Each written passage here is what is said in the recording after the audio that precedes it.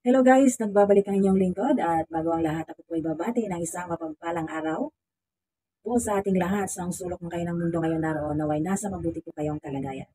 Ayan guys, sa Elmas Vlog, pakisupport din po kung yung nagustuhan ng aking mga ginagawang reaction. Ngayon po ay magre-reaction tayo, isang madaliang reaction lang po ito. At ito po ay mapanood natin ang buo ah, sa channel ni Kalinga Prab. Siyempre, suportahan po natin at ganoon na rin po si Kuya Bal Santos Matubang. Suportahan din po natin si Ate Edna Vlog at ganoon na rin po Kalinga Partners po. Suportahan natin at ganoon na rin po sa Kalinga Creators. Suportahan din po natin. At ang dami pong suporta ng sinabi ko. Diba?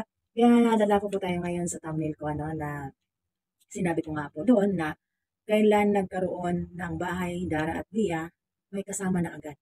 No? Ayan.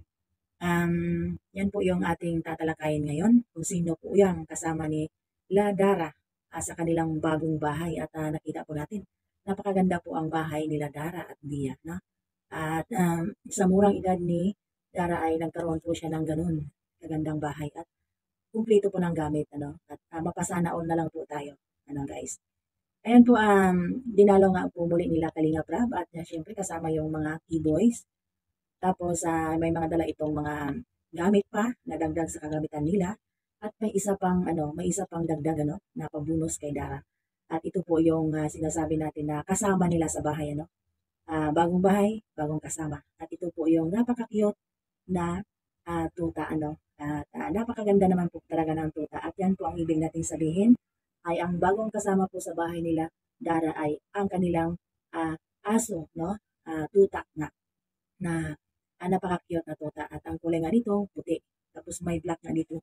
May black siya banda sa sa puwitan. Ay dito sa dito lang may black. May kulay black po siya. At ang cute po ng tuta at babae daw po ito. At yun nga wala pa lang po itong pangalan at nagkulitan nga po sila ni Aljon na siya na lang magbibigay ng pangalan. Kaso lang yung gusto ni Aljon ay lalaki po yung pangalan kaso lang babae po yung tuta nila Dara. Ayan. At kung ngayon po nagustuhan ang aking video, paki-like, subscribe, and pakipindot na rin po ang bell button para po ay updated po kayo sa mga video ko, sa mga bago kong video. At syempre, suportahan din po natin ang mag-amang matubang, Kalinga Prab, Kuya Bal Santos Matubang, at syempre, Ate Edna Vlogs po yan. Suportahan natin. Okay, maraming salamat po and God bless us all and see you next video po na reaction na natin. Bye-bye!